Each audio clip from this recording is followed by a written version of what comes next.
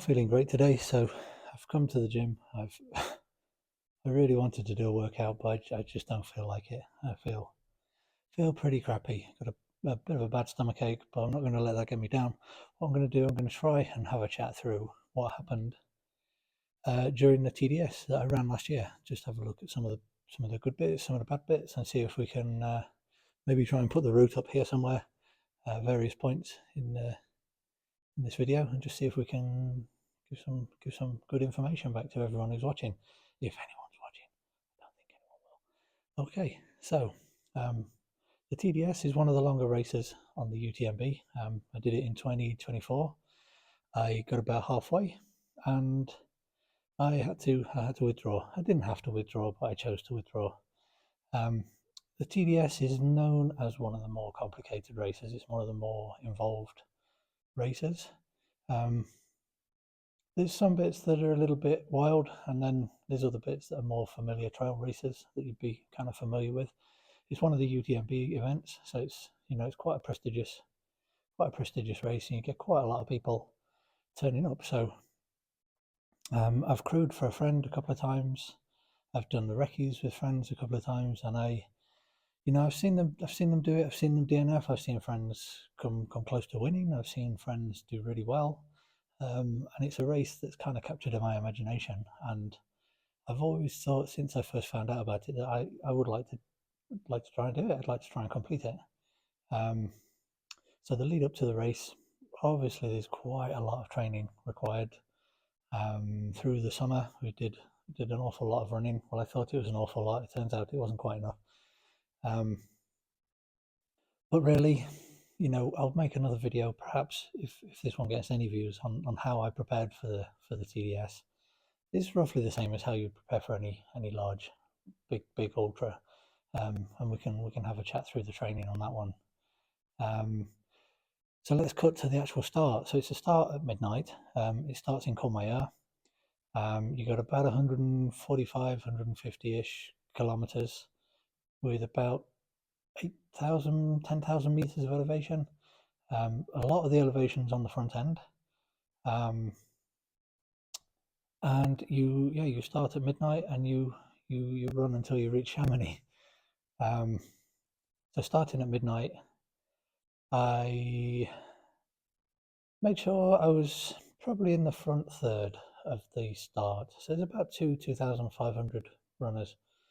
And I wanted to be relatively close to the front. I didn't want to be in the way of the elites, obviously, but I wanted to be, reasonably close to the front, because I know there's quite a lot of single track, and I know, you can waste an awful lot of time standing still in these huge races if you're right the way down the back. So if nothing else, I just thought I'd sooner be starting near the front than near the back. So I wear a Coros watch. Don't really use it for the statistics all that much. I don't really look at it that much when I'm running. I have a couple of statistics I look at. So I look at the average speed. I look at roughly my heart rate. I don't wear a chest band or an armband, so it's just what the watch gives me. So it's not too serious. I also look at the distance, so I know, how far into a race I am.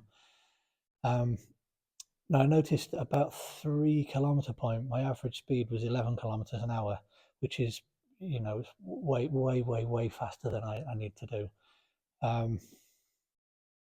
First 2 kilometers are kind of all downhill, and you've got a big crowd kind of pushing you along, and you're still finding your place. So inevitably you're going to go a little bit faster than you planned, I think, for anyone in a race like that. But once I started on the climb, I knew that I needed to slow down. I needed to keep my heart rate kind of in check. I look to stay around 145, 155, just as my general kind of target area when I'm running a race. So we pulled the speed back down a little bit, and the climb out of Courmayeur went totally fine, no problems. Didn't need my torch, didn't need my poles, my battens. I just climbed. The temperature was nice, cool. There's a lot of people. It's very busy, and there's people who've gone even faster in the first couple of kilometers, and they they're causing a little bit of a roadblock. But the first sort of 2 kilometers, 3 kilometers, you're going up a big wide ski track. It's quite steep, it's quite long, but it's, it's wide enough that you can maintain your nice pace and you can walk and you can overtake people if you need to, and people can overtake you if they need to. So the first big climb, absolutely no problems at all. Felt good. Taking drinks, probably made a mistake in not having any nutrition in the first climb, because realistically it's probably an hour of exercise. If I'm going on a training run for an hour, I won't have a snack, I won't have any food, I just take some water. And I think my mindset was just this: we'll just push through the first hour like it's a 10k run and make do. I think the first surprise for me was going through the first aid station and noticed just how poor the selection was. The selection of food and snacks and drinks was just terrible. It's not very good. The fruit available was very, very thin on the ground. There's little pieces of knack that's been chopped into pieces that are so small it's not worth stopping for. The knack drink doesn't agree with me. I know a lot of people like it and that's cool, but it doesn't agree with me, so I didn't take any of that. Check my water bottles. This one was full, this one was at 2/3, so you say it's not worth filling them because I've only got 7-10 kilometers to the next aid station. So I just walked straight through and then carried on. After the first aid station, the track changes quite a lot. It gets a lot narrower, so the track's about a meter wide. You're still climbing, but the gradient has changed quite a lot. You've angled down a little bit. You started to find your pace. You started to move in a group with people going the same speed as you, so you're not overtaking them, they're not overtaking you. The climb continues. It's down a bit, up a bit, down a bit, up a bit. Felt good here. There's one little tiny little issue that I had, is I notice when I'm in training, if I need to slow down, say quarter of 1 kilometer, half of 1 kilometer an hour, it's not a problem to slow down that much. But when you're in a big conga line and there's lots of people ahead of you and behind you, you feel like you can't slow down just that half a kilometer, just for 2 minutes, just to get your breath back, just to compose yourself, just to bring your pulse down. So I found that I would push at the same pace as the guy in front, as the girl behind, the girl in front, blah blah blah. I would just push at that pace, and that did some damage. I know realistically now I should have just slowed down a bit and let people go past. Don't need to stop, but just kind of keep to my pace, keep to my rhythm, and keep my breathing and footsteps going at the same cadence I want to. There's the one little annoyance I had on this. There was an Italian lady. I'm not going to name and shame her because she's in her own race. She's doing her own thing, but she would be right behind me, and she'd be huffing and puffing and complaining that, like, I'm not going fast enough. So I would move over when there was space and let her come past. As soon as she's gone past, she starts slowing down, and the guy in front of her would get 5-10 meters ahead, and people are bunching up behind me. So when you get the chance, you say, well, I'm not going to sit here forever at someone else's pace. So you go past again. And she's complaining when you go past. And this happened maybe 5 or 6 times. In the end, I found a spot where I thought I can run for maybe 1 minute. And it's a slight incline. So I thought I can just push for 1 minute and pull back to this pace. After a minute, I maybe overtook 10 people just to put some distance between me and this one annoying person. And as soon as I did that, I checked behind myself, and she was right there. She'd used me to pull her along a little bit. In the end, I just let her go, and I just stayed behind. It gets in your head, and it starts to upset your breathing. It starts to upset your drinking, and if you're going to take a snack, you're a little bit out of breath and you're out of sequence. So I kind of sacrificed that and let it go. One place, it doesn't matter. Nobody cares. I'm not racing against that person. I'm not racing against anyone. I'm racing against me. So we let her go on, and then there's quite a long kind of undulating up and down, and then you drop down towards like Conval. Descent is lovely. It's a little bit technical. If you're not from the Chamonix area, you would find it a little bit technical, especially in the dark. The place where I was at the time, I think I was probably 200th, 300th place, somewhere like that. So you're running with people who are quite comfortable and confident at running in the dark, downhill on technical terrain. So it's you can maintain your own pace, and if somebody faster comes behind you, you've got enough time to see them and let them past. I dropped down to La Combal and started along the gravel track. It's a 4x4 track. It's about 2 kilometers long. Very slight incline, maybe 5%. So just wanted to plod along. I'm quite comfortable just plodding. People go past, that's cool. It doesn't matter, that's fine. I just maintain my pace until the aid station. At the aid station, again, I'm looking for a slice of orange or a piece of banana, and there's nothing. There's little pieces of chocolate, and there's unpackaged crisps. I know I'm not going to dip my hand, because my hand's filthy, into a bowl of crisps, chips, and eat them, because I don't know who else has been digging their hands in there. What have they been doing on the way? Am I going to catch some back? I know that's such a minor concern, and it sounds silly saying it, but I'm not going to touch that kind of stuff. NAC generally doesn't agree with me anyway, so I thought I don't know what time it was here, but I've been going for a few hours. Let's make a tailwind. Let's try and drink this while I can sit down just for 2 minutes. Doesn't matter how many people go past. If I can take a nice drink, kind of calm down, and then reset off a good pace, I think I'll be good. So I had my tailwind. I didn't manage all of it, but I didn't want to leave with empty flasks. I know the next aid station's a long way from here. So I emptied it out and filled it with water. So I left the aid station with 2 full waters, and I ate a couple of Haribo. It sounds like a joke, doesn't it? Running 150 kilometers basically on Haribo. I ate the Haribo, and a little while after that, everything I'd eaten just came out. I just puked everything up. I've done this many times. It's happened quite a lot. I always struggle with this, but it's one of those things.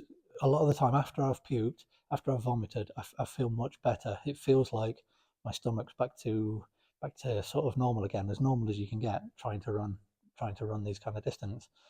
So after that, I managed to drink some water, and the climb after La Comble is it's quite an aggressive climb. It goes up in little stages. So you've got the first bit, and then it goes flat, and then you've got a second bit, and then it kind of plateaus, and then you've got the final climb.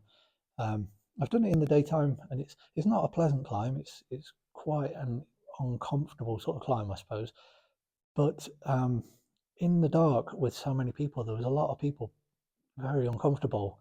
There's a lot of people getting stuck, so the track's very narrow, so it makes it quite difficult to pass. I know quite how steep it is, so I know there's places that I don't want to fall, not for a meter, let alone the 20, 30 meters you're going to fall.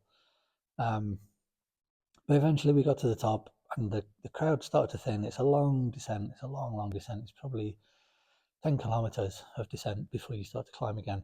The first bit of descent is like a sharp zigzag. It's a little bit pointless, because there's a 4x4 track that runs parallel, but they make you go down this sharp, it's like a sheep track, really.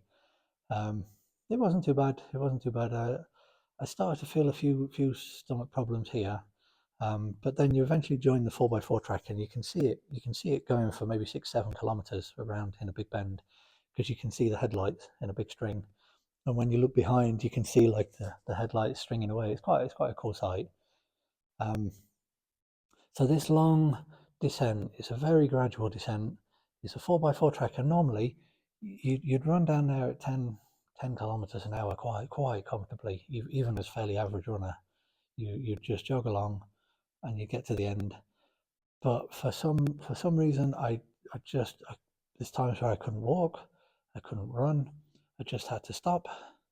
I'm drinking water like it's going out of fashion. I feel this one's empty, but I know I've still got sort of 8 or 9 kilometers and maybe 600 meters of elevation to go, and I know this one's at about 2/3. So you say, well, shit, if I can't find water, I'm going to have a problem here. But when I could run, I ran. It's quite demoralizing, because there's a lot of people able to run at this point, and you get overtaken and overtaken. And I know I say I don't care about being overtaken, and I don't, but it's quite a hard thing to get your head round, that you can catch them back up on with the distance you've got. You can do it. You've got such a long way to go.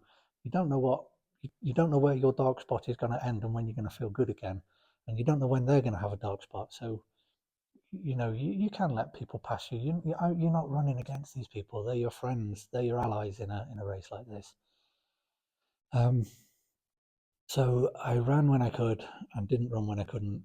And this section I probably hit at about 3:34 in the morning, something like this. So it's at the bottom of your circadian rhythm. So I'm not tired from running because it's not a long distance that I've run so far. I'm tired from being tired because your body is useless at 3 in the morning. It's meant to be sleeping. It's meant to be preserving itself. It's not meant to be running. And there was three separate instances on this descent where I actually fell asleep while I was running, which is quite a weird thing because one minute you're running along and you think you're totally fine, and the next minute you're lying on the floor and your legs are still trying to run. The last time I fell over into some grass, and there's lots of people who've gone through, so it was really dusty. So as I landed in the grass, all this dust kicked up, and everybody was blind for a second. Some people, offered to help me up, and I felt a little bit embarrassed more than anything. But after that, I think I'd passed the lowest dip, and we started to feel a little bit better. Got problems with my stomach by this point, though. Was I was struggling to drink even. I was struggling to drink anything at this point. I put water in my mouth and I couldn't swallow it. I'd put a Haribo in my mouth or a little bit of like a gel or something like this, and I just have to spit it out because I just couldn't swallow it.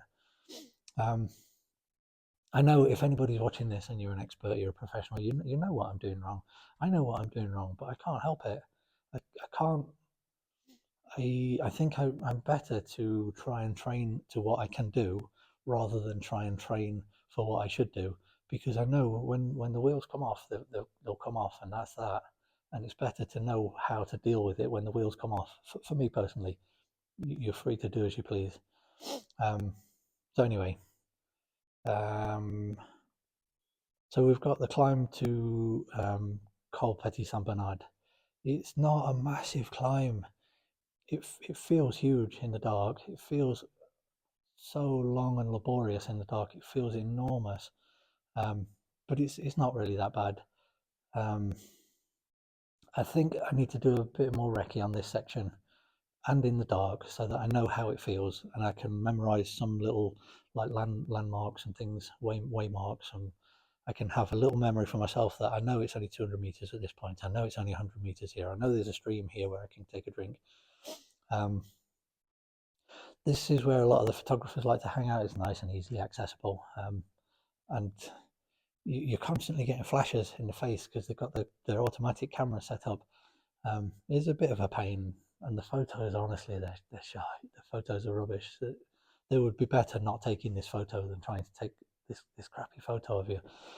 But still, a few little rest stops on the way up to Petit Saint Bernard, and I made it up to Petit Saint Bernard, and you say, fine, I know I'm tired, I know I'm fatigued, but I know I've got a long descent. It's probably another 10 kilometers down to Sez and then a couple of kilometers to Bourg-Saint-Maurice. I know Selena, my wife, is waiting for me there. I know she's got some nice snacks that I want to drink and eat. So let's take another little moment here to sit. We'll try and make another tailwind. I made half a tailwind. I managed to drink it all. I sat and looked at the toilet and I thought, should I go? Should I go? I looked across from me and there's a guy sat and he looked like Mr. Bean, but like completely vacant. He looked completely soulless. He was empty. And I realized that I probably look exactly the same. And I say to myself, now, come on, let's kind of stand up, fill your water bowls. If we can find a little bit of fruit, we'll take a bit of fruit and we'll just kind of walk out the aid station and then we can keep moving. Once you're out the aid station, the temptation is all gone. So from the aid station, you have a tiny bit of climb, a little plateau, and then you can see a long descent. By this time, it's light. It's about 5:36 in the morning, so it's not light and sunny, but it's light. So yeah, it'd be about 6. Um, and I started to run, and my stomach's feeling really like I've been punched in the stomach, and you get that horrible feeling. You know what it is. I need to go to the toilet. I need a shit. Um, the aid station's a quarter of a mile, a kilometre or so back. I'm not going back. I'll find somewhere. I'll find somewhere further along. And as you start the descent, you look out at this huge valley opening before you, and you see it, and you think, balls. There's no trees. There's no like distraction. If I'm going to take a dump here, I am taking a dump here, and it's going to be on everyone to see that. And that's, I know some people will say, oh, you got to do what you got to do, Ben. Just just run your own race and do it.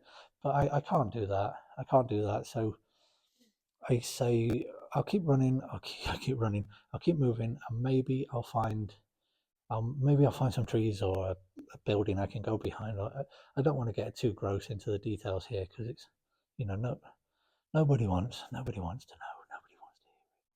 So anyway, we try to run. There's people running with me, and they're trying to encourage me. I see people running even slower than me, having a tough time, and I try to encourage them.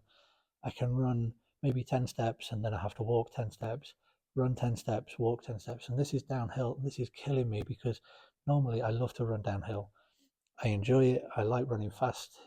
I've got a nice flow downhill. It feels good, but it ain't happening. It's not happening, and all I can do is the best I can do, and that's mostly walk.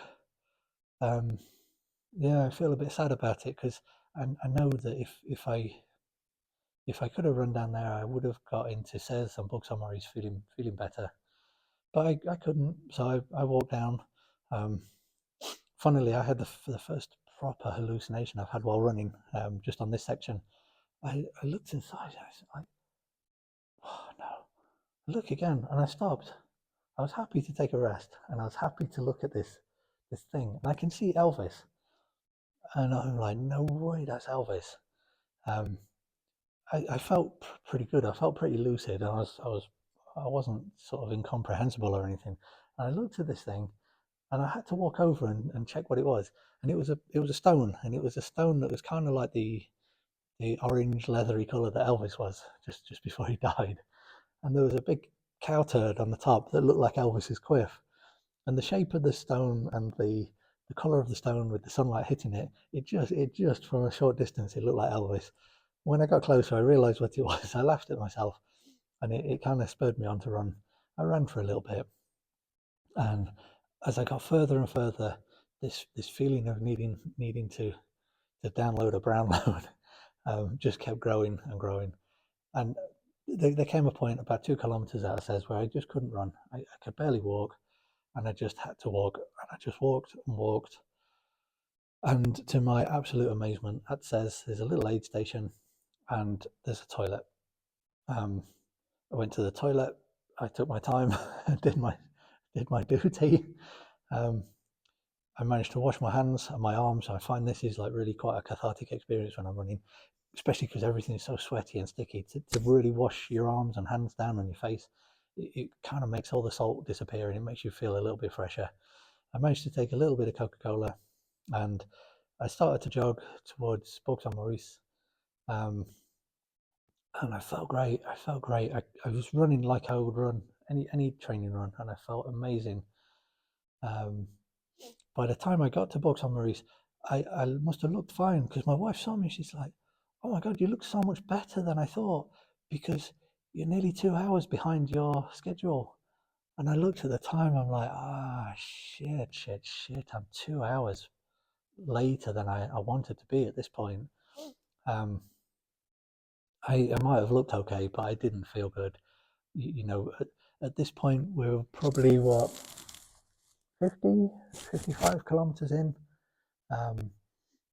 I've drunk about a litre and a half of water, a litre maybe. I've probably had one complete tailwind, and I've had 2 or 3 Haribo, which I've vomited back out. And the realization that, shit, I've not managed to fuel properly, and this is gonna be hard on the next section, because the next section after Bourg-Saint-Maurice is a little bit tricky. So I decided to take the decision. How stupid am I? I took the decision to sit down, take my shoes off, change my t-shirt, have a little bit of a wipe down. I managed to drink some orange juice. I tried some crisps, some chips, a few little snacks. My wife, bless her, had made me some sandwiches. I normally love cheese sandwiches, but I couldn't. I just couldn't face it. I couldn't touch it. There's no way I could eat this thing. But I kind of regathered myself, went through the aid station and came out. It turns out I've been sat there for about 35, 40 minutes, which is like a long time. It's a long time. So by the time I came out of the aid station, filled my bottles and started, it was getting onto the meat of the hot part of the day. It was probably 10 o'clock in the morning. Now you've got, out of Bug Summaries, you've got nearly 2,000 meters of climb to do. So you've got a long climb to Fort de la Platte, and then you've got a sort of a traverse, a little dip, and then another climb, probably another 400, 500 meters up to Prolong Passeur. And this hill is exactly in the sunshine. And this just destroyed me. It completely destroyed me. The lack of nutrition, the lack of fitness, the lack of, pushing too hard in the dark, not like running with a strained stomach, because when you've got a stomach full of waste, you can't breathe properly. A lot of people don't really appreciate it, but your diaphragm can't move properly. So you're doing two steps. Yeah, you're doing two steps per breath instead of 3 steps per breath. So you're needing to breathe a lot harder. Your lungs are working a lot harder, and your respiratory system is trying to work much harder with a lot less energy. So, this was catching up on me, and the climb up to the Fort de la Platte was brutal. I think one of the kilometers, it took me 52 minutes. 50 minutes to do a kilometer. I think honestly that would be the last kilometer up to the top. Because I don't stop and start my watch when I stop.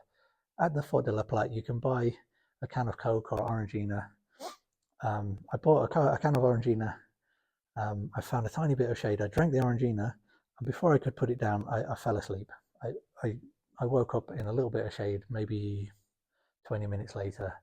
So that probably accounts for the 50-minute the 50-minute kilometer. Can you imagine 50-minute kilometer? It's ridiculous. It's ridiculous. But after there, I just plodded on. I plodded on. I guess in reality, I'd kind of given up at that point. Had I had somebody that could pick me up with a helicopter and just take me home and drop me off, I would have volunteered for that without a second's hesitation. I knew that wasn't going to happen. I knew that going back to Bug Maurice wasn't an option because Selena had driven on to the next aid station. I know there's no phone signal at the next aid station, so we would be stuck like 10 kilometers apart, 15 kilometers apart, and not knowing what was going on. Besides, at the point of Fort de la Platte, you're probably 1,200 meters climbing is done anyway, so might as well just carry on. It's undulating, it's not unpleasant, in fact it's beautiful, it's absolutely beautiful. It's it's really into the Buffertown area.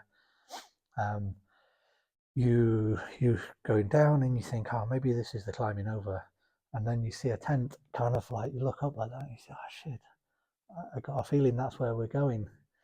And it's soul destroying because you're still dropping down. You drop down and then you start to climb. But this climb is actually, it's not unpleasant. It's probably 400 meters, maybe a little bit less. And it looks huge, but it's over with really, really quickly. I passed loads of people coming up here because there's a little bit tricky climbing. It's kind of almost scrambling because the slope is quite steep. But just plodded on, and I got to the famous Prolong Passeur, the pass, and it's a very sharp descent, very sharp. They put ropes up so that you have to hold on to the ropes until it levels out, and then so after the ropes, I was in quite a long conga line because there's an awful lot of people had passed me when I was having a sleep, and they had gone past while I was in the aid station. They'd gone past while I was struggling. But now we're on a downhill, and I've started to feel a little bit better. So I'm able to run. I wasn't able to run on the path a lot of the time, so I'd run just to the side. It's a very, very, very small single path, so it's literally single track. So if you want to pass the 20 people in a conga line, you have to come off to the side and just jog along and drop back in. It's not a problem. It's cool. And I just plodded down a hill. Saw a friend of mine. I saw Matty, who was waiting for some of his clients. He's a coach. We had a little chat, and then you cross the little river, and then you're back onto a 4x4 track. It's about 2 kilometers to the aid station. On the 4x4 track, Selena had been waiting, and I'd obviously taken maybe another hour longer than I should have been, even at my very slow pace. So she'd come along the path, so we kind of jogged along together, having a little chat. I think she knew I was probably done at that point, but we jogged along. My plan there, because I was just running completely on empty. I'd had one can of Orangina since Bugs on Maurice, and it's a long climb. I'd not managed to drink any of my water other than a couple of little sips that I just spit out. Most of the water had gone over my back, so just getting more and more dehydrated, more and more tired, more and more clumsy. As we got to the Comedy de Rosland aid station, we had the little discussion of, are you done? Is this it? But I said, look, I'm gonna go and have a sit in the aid station. If I can take a few minutes sleep and see how I feel, I'll carry on. If not, we'll pull the plug. I couldn't get any sleep because it's a dead noisy aid station. The benches are all crap and falling over. So I managed to get a little drink. I sat down for a few minutes. I took my bag off. I think, I mean, I'd listened to another friend, Gabby, about this, and he said it's a real bonus to take your bag off at an aid station for a few minutes, because you give your back a little bit of time to dry out, and you can reorganize your pack, and if you want to get some snacks, you can do it. So I took it off, and I had maybe 5 minutes just sitting staring off into the void, and I tried a couple of Haribo, and they stayed in. I had a little bit of Coca-Cola from the aid station. This stayed in. So I came out of the aid station and saw Selena. I said, look, I'm gonna carry on and see if I can get to Gitaz. I know after from Comedy de Rosland to Gitaz is a beautiful section. Not a lot of climbing, maybe 5-7 kilometers. It's a lovely descent, and it marks a halfway point. So I left the aid station. I jogged along. And as I was jogging along, I saw a guy I'd been chatting with running the opposite way earlier, and we had a little chat. And I said, "Are you good?" And he's like, "No, I'm done." And he looked fine. He looked in good shape, but he said, "I'm done. I can't climb. I cannot climb anymore." And he sadly kind of went the other way and DNF'd back at the Comedy Rosland. As I say, the climb is not. It's not too brutal. It's not a very complicated climb. It's just a little bit steep, a little bit slippy, a bit steep, and then it levels out. And then you've got a nice descent. The biggest problem on the descent is the cows. And I ran along with another guy having a bit of a rough day, a guy called Jorge George from Argentina. He had similar problems at the start of the race, so he got real problems with his stomach. Everything he'd eaten, he'd vomited back up. He was doing the race unsupported, and he had basically no food left. He only had the food that the aid station had. And as we ran down, I'm deciding: do I DNF? Do I carry on? I know the next climb it's 700 meters. This climb isn't the worst bit though, because you've got a 700 meter climb, and then you've got maybe a 7 kilometer very high mountain traverse, another climb of about 200 meters, and then a really long descent into Buffot. And I say to myself, I don't think I can make the climb. I don't think I can make the climb. And even if I make the climb, I think I'm going to struggle and just cause unnecessary harm to complete the traverse, the next descent, and the long descent, because the descent is huge. It's a really long descent. Even the pro guys that I know, when they say about this descent, they say it just goes on and on and on and on, and it feels like you're never going to get to the aid station. When I did it on the recce, I ran out of water maybe halfway down the descent. So this is playing in my mind that if I carry on, I'm going to have to fill all my bottles. I need to take everything I can. I'm out of energy, and on the descent to GTAS, I knew I'd made the decision, and as soon as I made the decision, I felt more comfortable. So I say to Jorge, I say, hey, you're out of snacks. This isn't helping another runner. So I gave him all of my snacks, all my Haribo, all of my bars, my gels, any tailwind I'd got. I gave him these. We had a bit of a high five and a keep pushing. Um, he went his way. I stopped. As soon as I'd stopped, I knew I'd made the right decision. I knew I had. I knew I had because I sat on the grass. Selena had made her way to the GTAS refuge where the aid station is, and we just sat on the grass. And I knew I'd made the right decision. I knew I had everything. You expect everything to hurt. You expect a lot of pain. You don't expect 150 kilometers to feel comfortable. It doesn't. But this was a level of discomfort that I think was probably a long way past what I had expected. You start getting pain in your hips, start getting pain in your knees. I started to notice my shoes were really uncomfortable. Every time I come to an incline, I'm leaning so heavily on my poles. Um, I've changed how I train now to kind of make better use out of my poles. Some people don't agree with how I train on poles. I don't care. I do it my way. You do it your way. We all do it our own way. That's totally fine. Um, so I was relying so heavily on my poles that I was getting cramp in the back of my arms and in my shoulders, which you don't expect on a trail race. I don't think. The fact that I couldn't drink very well, the fact that I couldn't really eat anything, um, and the fact that I was just overeating, just feel foolish saying it now because sitting here now in the comfortable gym, and the biggest thing I've got is a 2-day stomach ache, and I'm otherwise I'm fine. I say I should have carried on because my speed at the time I DNF'd, it was probably an average speed that would have given me about a 32-34 hour time, which is not amazing, but I would have been reasonably happy with. Um, However, I know that speed was going to keep decreasing. I know it was going to keep decreasing, and it was probably going to get higher and higher time. I have a philosophy on long races that if the longer you are out, the harder it is. So it's in a lot of ways it's better to run a little bit faster and feel the pain from this than feel the pain of like 40 hours instead of 30 hours.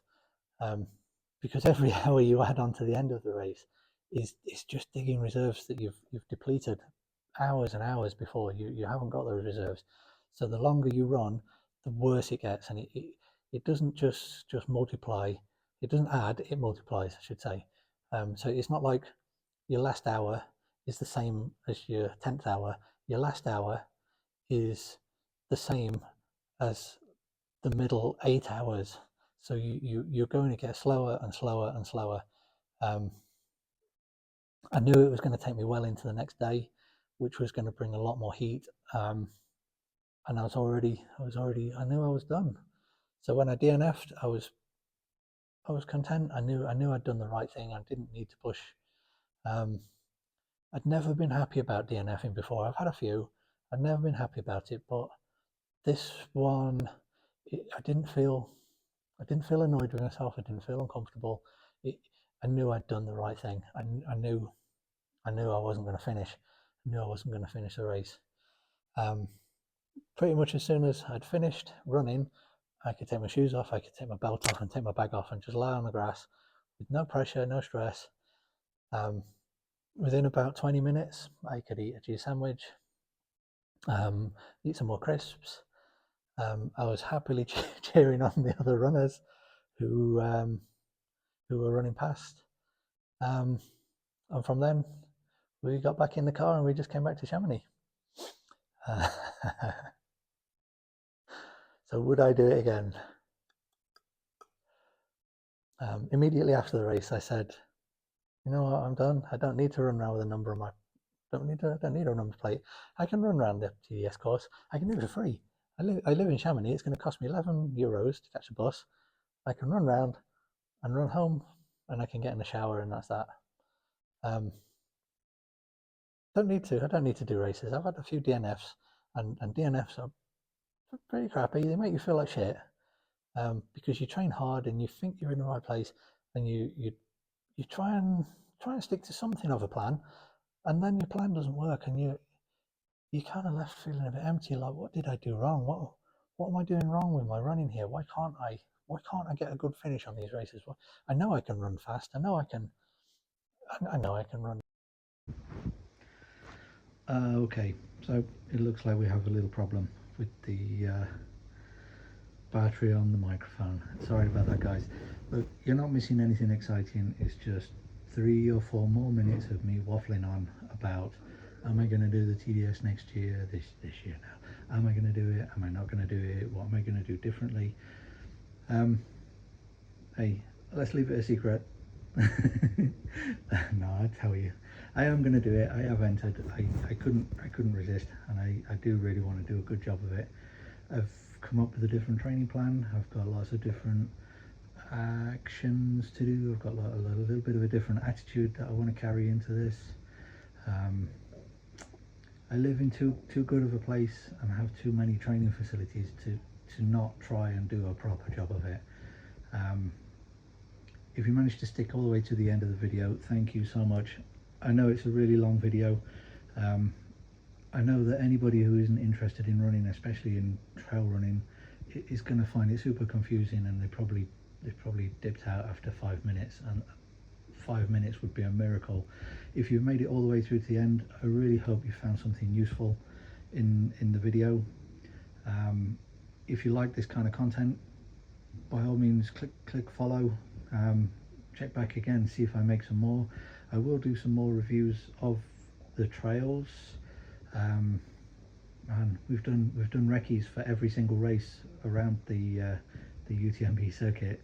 So, you know, if we can help share some good information for people, especially the guys and girls traveling from overseas, from further away, I'm super happy to do so. If you've got any comments, if you want to ask any questions, by all means drop them in. It's a new channel, so I've got no followers. There's a good chance if you make a comment, I'll see it, and we can perhaps have a chat. If you've got some advice, I always listen to advice. I might not take it, but I'll always listen to it, and I'm always interested to learn some more. Thank you again. Thank you so much, guys. Take it easy. See you soon.